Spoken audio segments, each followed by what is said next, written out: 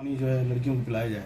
हाँ, जो लड़कियां लव जिहाद में अटकी हुई दिख रही है, लेडी कांस्टेबल को बोल के उनके शरीर पर जहां कहीं गंडे धागे ताबीज बंधे हुए हो वो पहले निकलवाएं, और सुअर का दांत, वो जंगली सुअर हो या गांव में का सुअर हो, उसका दांत स्वच्छ साबुन से धो लेवे और उसके बाद में उसको पानी में घिस के वो 2-4 बूंद पानी उसके किसी पेय पदार्थ में डाल के, चाय दूध में डाल के उसको पिला देवे, तो उसकी बुद्धि ठिकाने पे आ जाएगी। वो लव जिहाद में फंसी हुई है ये उसको समझ में आ जाएगा। फिर उसका काउंसलिंग करना बहुत आसान हो जाएगा पुलिस को और जो धर्मरक्षक लोग इस काम में लगे हुए हैं उनको। ठीक है। हाँ गुरु जी, किन विषयों को लेकर आप मीडिया से ब्रीफ कर रहे हैं? पूरा विषय बताइए, क्या विषय है?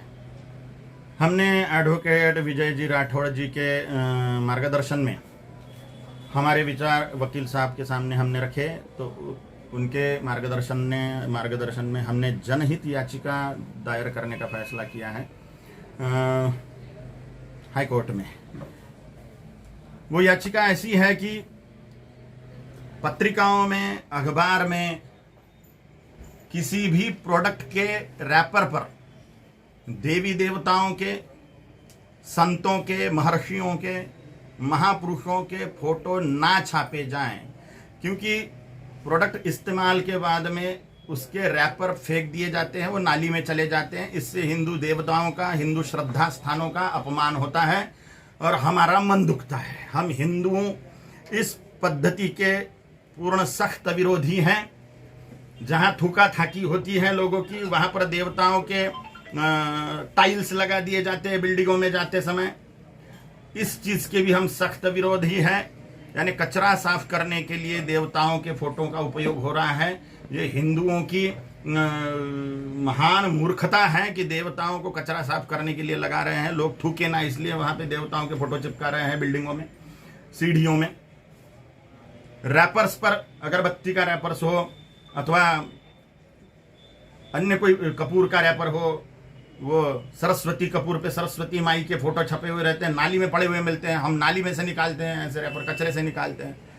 तो ये सब चीज़ें, अगरबत्ती पर का, किसी भी प्रोडक्ट पर देवी देवताओं के फोटो चढ़ाने के हम निषेध करते हैं। और इसीलिए मैं धर्मगुरु होने के नाते सभी हिंदुओं को ये निवेदन करता हूँ कि जिस भी प्रोडक्ट पर देवी देवताओं के, महापुरुषों के फोटो छपे हो उसका बहिष्कार करिए पूर्णतः। वो कितना भी क्वालिटी का सामान हो, पाप न करें, हमारे हाथ से पाप ना हो, हमारे हाथ से हमको नरक में ना जाना पड़े, इसलिए प्रोडक्ट का बहिष्कार करें। अगर हम उसका बहिष्कार न करते हुए उसका इस्तेमाल करते हैं तो हमें निस्संशय पाप का भागी बनना पड़ेगा। भले उसकी भले उस प्रोडक्ट से देव पूजा होती हो तो भी हमें पाप ही लगने वाला है। इसलिए पुण्य के रास्ते पर चलते हुए पाप ना करें हिंदुओं। और इस पाप से मुक्त होने के लिए हम लोगों की सहायता करिए, जो लोग इस प्रकार की जनहित याचिका दाखिल कर रहे हैं। और हर क्षेत्र से मैं आह्वान करता हूं हिंदुओं को अपनी अपनी पद की प्रतिष्ठा की, अपने अपने पद का प्रतिष्ठा का उपयोग करते हुए ऐसी जनहित याचिका दायर करें, दाखिल करें। इससे धर्म रक्षण होगा, हमारे श्रद्धा स्थानों का अपमान खत्म होगा।